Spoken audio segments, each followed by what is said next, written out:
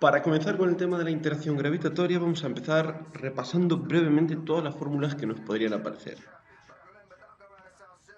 La primera fórmula que debemos considerar, evidentemente, es esta de aquí, la ley de Newton.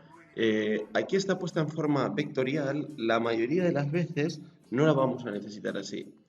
Pero va bien comentarlo porque después, si en algunos casos hay que calcular el campo, es importante tener esta fórmula. El módulo de la interacción gravitatoria es este de aquí, G por el producto de las dos masas, partido por la distancia de ellas al cuadrado. La distancia siempre la tomaremos entre los centros de las dos masas. La masa, digamos, que vamos a poner en mayúsculas siempre es aquella que en una órbita permanecería inmóvil. Siempre vamos a considerar dos masas muy asimétricas, de forma que una orbite en torno a la otra. La masa pequeña es la que, digamos, daría las vueltas. G es la constante de Newton, que es este número pequeño de aquí, que siempre nos lo darán. ¿Y cuál es la dirección? La dirección va en el sentido, digamos, este menos lo que indica es que la atracción va en el sentido contrario al vector de posición, o sea, en este sentido de aquí, de acá hacia acá. El vector de posición siempre se coge desde, digamos, la masa que crea el campo a la masa que sufre el campo. Si lo tuviéramos que calcular, pues lo calcularíamos, evidentemente, ahora lo vamos a ver con el campo, como un vector siempre lo calculamos como final, el extremo final, menos el extremo inicial. ¿Qué más podemos sacar de aquí? Podemos sacar, bueno, antes de pasar a la aceleración, simplemente decir que si no queremos trabajar con el vector unitario, que en el fondo es partir un vector por su propio módulo, lo que hacemos es simplemente este r al cuadrado lo sustituimos por un r al cubo aquí y ponemos en lugar del vector unitario el vector de posición. Bien, para la aceleración de la gravedad lo único que tenemos que hacer es dividir la fuerza por la masa, ya lo sabemos de Newton, y nos queda simplemente una fórmula muy parecida con el r cuadrado abajo, donde ha desaparecido esta masa pequeña. Esta fórmula vale para cualquier distancia del centro. Ahora, hay un caso particularmente importante que es en la superficie de un planeta. En la superficie de un planeta lo único que cambia es que la distancia a la que están las dos masas es igual al radio del planeta, porque recordemos que esta es la distancia entre los centros de las dos masas. O sea que la fórmula para la gravedad superficial de un planeta no nos queda más que la constante de Newton por la masa del planeta partido del radio del planeta al cuadrado. Y lo que llamamos normalmente peso no es sino la fuerza gravitatoria, que es la masa por la gravedad superficial. Y como vemos, cuando sustituimos la gravedad superficial por esta fórmula, nos queda la ley de Newton que vale en general. Un aspecto a tener en cuenta es que a menudo, si este de aquí es el planeta, este círculo de aquí, cuando tenemos, por ejemplo, un satélite orbitando a una altura h sobre la superficie, ¿cuál es el radio de la órbita? El radio de la órbita es este completo. Hay que añadir a la altura a la que orbita el satélite sobre la superficie del planeta el propio radio del planeta, algo que aparece en un montón de problemas. Aquí lo podemos ver más desgranado, pero vamos. Vamos ahora ya con órbitas circulares. Órbitas circulares se resume en tres fórmulas y todas ellas se deducen, vamos a trabajar en módulos poniendo que la fuerza gravitatoria sea igual que la centrípeta, que sabemos que siempre que hay una órbita circular tiene que haber una fuerza que va hacia el centro y tiene como valor m por v al cuadrado partido de r, donde v es la velocidad orbital. De aquí, si igualamos y tachamos estas dos masas, esta con esta, este cuadrado de aquí con esta r de aquí, y sacamos la raíz cuadrada, nos queda esta expresión de la velocidad orbital. Vamos a poner claramente cómo hacemos esto. Aquí tachamos este cuadrado, lo tachamos con esta R. Aquí esta m se nos va con esta m y nos queda, al sacar la raíz cuadrada, esta fórmula de la velocidad orbital. Por otra parte, sabemos que la velocidad no es más que espacio partido por tiempo. El espacio en recorrer una circunferencia es la propia longitud de la circunferencia, que es 2πr, y el t es el periodo, esto es el tiempo que tardamos en dar una vuelta. Podemos también definir, ya sabemos, la frecuencia angular, que esta iría en unidades de radianes por segundo, y la frecuencia nu, que es el inverso del periodo, y que iría en segundos a la -1, o directamente nos está dando, esto es otra manera de decir vueltas por segundo, y entre ambas hay un factor 2π. Son las típicas fórmulas de movimiento circular. Ahora, si juntamos estas dos fórmulas, esta con esta, podemos eliminar la propia velocidad y obtenemos lo que se llama la tercera ley de Kepler, que nos dice cuánto vale el periodo en términos del radio de la órbita. A menudo puede ocurrir que nos pidan relacionar un planeta, el movimiento de un planeta, con el movimiento de otro, y entonces puede ser útil la siguiente apreciación, y es que cuando dividimos el periodo al cuadrado de un planeta por el periodo al cuadrado de otro planeta alrededor del mismo Sol, este 4π al cuadrado se irá, esta g, que vale lo mismo para todos los cuerpos, se irá, y esta masa del Sol, por ser la misma para los dos cuerpos, también se irá.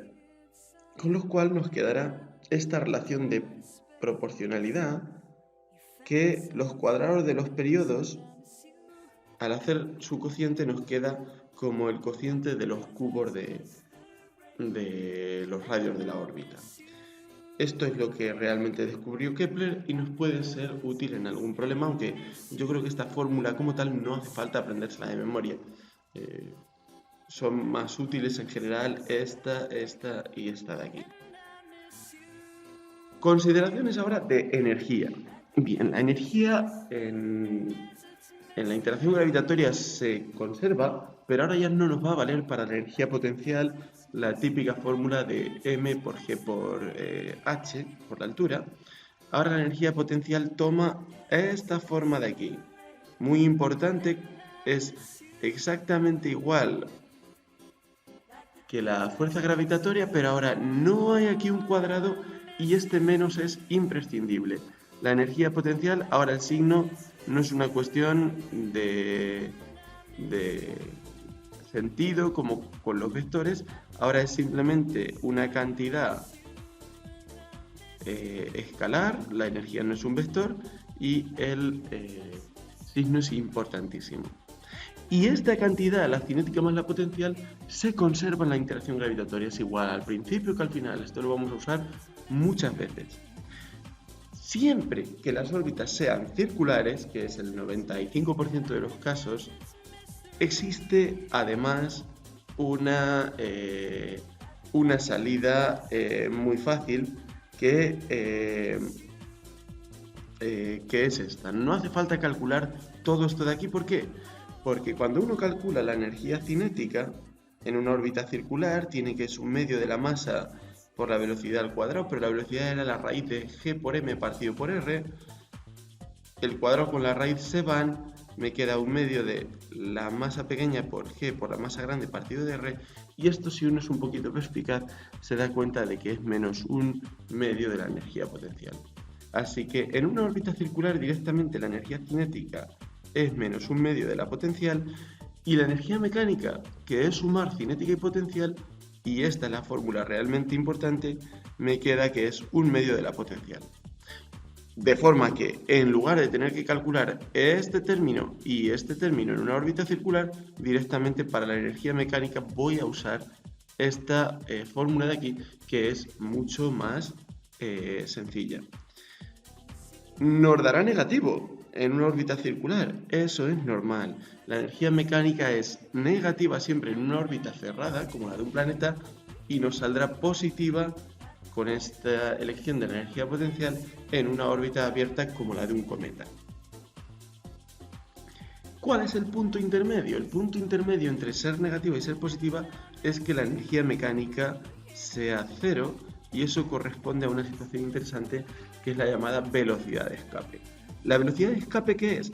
Es la velocidad mínima con que se debe lanzar un proyectil desde la superficie de un planeta.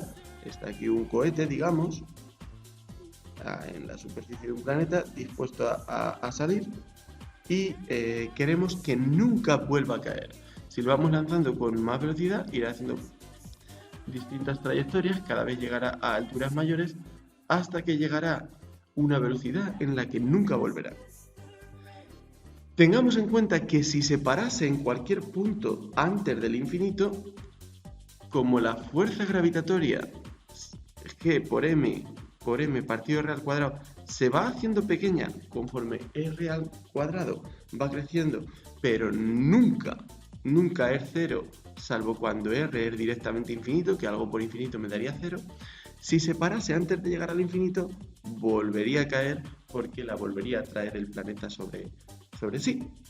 Así que la velocidad de escape es aquella para la cual el cuerpo llega al infinito y ahí sí que se para.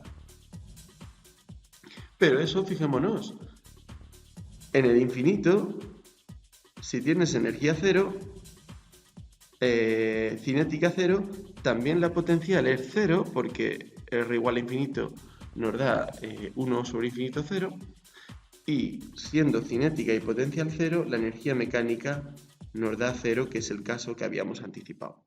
Pero ojo, que hemos dicho que la energía mecánica inicial debe ser igual a la final, y con esto podemos hacer un cálculo, porque la energía cinética inicial, ¿cuál es? Es 1/2 de la masa por la velocidad que le damos al cohete al cuadrado. ¿Y la energía potencial? Pues en este caso, la R pequeña, si está en la superficie del planeta, valdrá el radio del planeta. Con este menos aquí, sabemos que tiene que ser igual a cero la energía mecánica, despejamos la velocidad de escape y nos queda esta fórmula de aquí, que es raíz de 2 por la constante de Newton por la masa del planeta partido del radio del planeta. Hay veces que puede estar bien darse cuenta de que la gravedad superficial hemos dicho que era igual a G por la masa del planeta partido del radio del planeta al cuadrado. Pues esto, si lo multiplicamos por el radio del planeta, no me queda sino la combinación que hay aquí dentro. Y esta es una fórmula alternativa que no nos la debemos aprender de memoria, pero sí debemos saber de su existencia. Vamos ahora con algo de un nivel algo más elevado. Hay una cantidad que se llama momento angular, que se define de esta manera. Si un cuerpo va dando vueltas alrededor, por ejemplo, del Sol, Kepler nos dijo hace unos 400 años que la órbita que tiene es una elipse que tiene al Sol en uno de los focos. La elipse tiene dos focos, uno ahí, otro simétrico aquí, pues el Sol está en uno de ellos y este planeta va dando vueltas y lleva en un cierto momento una velocidad v y tiene una posición con respecto al Sol r.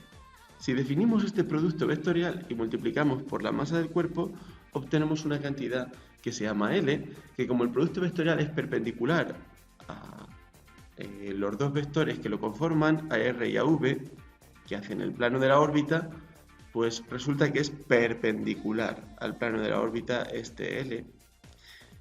Y esta cantidad resulta que se conserva. que vale lo mismo en cualquier punto de la órbita, y eso nos puede ayudar cuando las órbitas ya no sean tan fáciles como las que hemos visto antes, el caso especial de que sean circulares, sino que sean elípticas. No usaremos este producto vectorial. Sabemos que el módulo de un producto vectorial es el producto de los vectores por el seno del ángulo que forman, pero ocurre lo siguiente: hay dos puntos especiales donde V y R son perpendiculares, que son el punto más cercano al Sol, que se llama el perihelio, y el punto más lejano al Sol, que es el afelio. En estos casos, si lo dibujamos un poco bien, perdón, la velocidad es perpendicular al vector de posición. Este ángulo que forman aquí entonces es de 90 y el seno vale 1, y tenemos esta ecuación de aquí, donde se van a ir las masas, porque el cuerpo que orbita es el mismo, y tenemos que la velocidad en el afelio por el radio de la órbita en el afelio es igual a la velocidad en el perihelio por el radio de la órbita en el perihelio. Algo que también se puede deducir a partir de la conservación del momento angular es lo que se llama la ley de las áreas de Kepler. Kepler descubrió que si un planeta está aquí y dejamos pasar, por ejemplo, 10 días, pongamos, y llega hasta aquí, desde el Sol recorre este área de aquí, un sector de la elipse. Si ahora tenemos el planeta en otro punto, por ejemplo aquí, y dejamos pasar los mismos 10 días, resulta que recorre una distancia menor, pero el área que le corresponde es exactamente la misma. Esto se llama segunda ley de Kepler, que dice que un planeta bajo el influjo de la fuerza gravitatoria recorre áreas iguales en tiempos iguales. Esto quiere decir que la velocidad con la que recorre el área, o sea, el área que recorre por unidad de tiempo, aquí expresado en forma diferencial, es constante. Y resulta que esa constante, que se llama velocidad areolar, y como es un área por unidad de tiempo expresaremos en metros cuadrados partido por segundo, es igual al momento angular partido por 2 veces la masa. Como este es constante y este es constante, llegamos a la conclusión de que Kepler estaba en lo cierto, de que esta velocidad areolar era constante. Una forma de acordarse de esta fórmula es saber que la velocidad areolar es el área partido por el tiempo. El área de una elipse es más complicada, pero hay un caso que sí que no sabemos, que es cuando la elipse es una circunferencia. Ahí la velocidad, digamos, areolar, que va a ser el área de la circunferencia, pi por el radio de la órbita al cuadrado, partido por el periodo. Pero el periodo, ¿qué es? Es simplemente, si nos acordamos, la velocidad era la longitud de la circunferencia partido por el periodo. Despejamos, aquí nos queda 2πr abajo y aquí el periodo arriba. Tachamos y nos queda, aquí simplemente teníamos que haber tachado el r al cuadrado, nos queda una r, y perdón, aquí arriba lo he hecho mal, aquí arriba nos quedaba la velocidad. Bueno, después de este desastre que hemos hecho aquí, nos queda v por r partido por 2, que efectivamente es igual a m por r por v, el momento angular, partido por 2m. Bien, si no, directamente es una fórmula poco usada, pero que alguna vez nos podría caer. Ahora, campo gravitatorio, potencial y trabajo. Estas fórmulas son exactamente las mismas que en electrostática. Va bien recordarlas aquí por si en algún caso nos lo pidieran calcular. Tenemos que el campo gravitatorio es la fuerza por unidad de masa.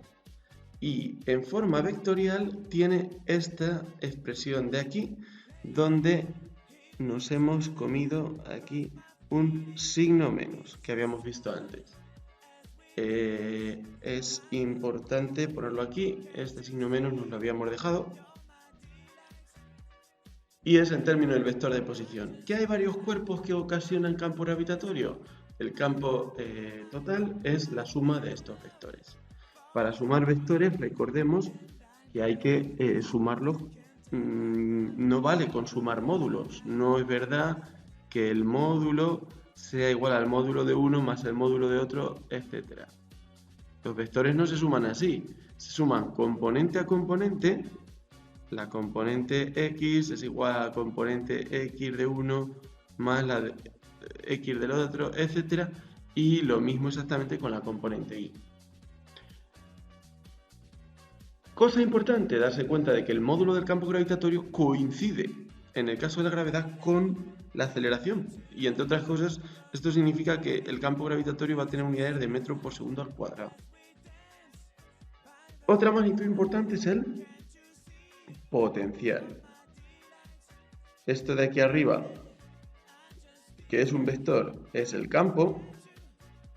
Y el potencial es también dividir por la masa, pero ahora la energía potencial.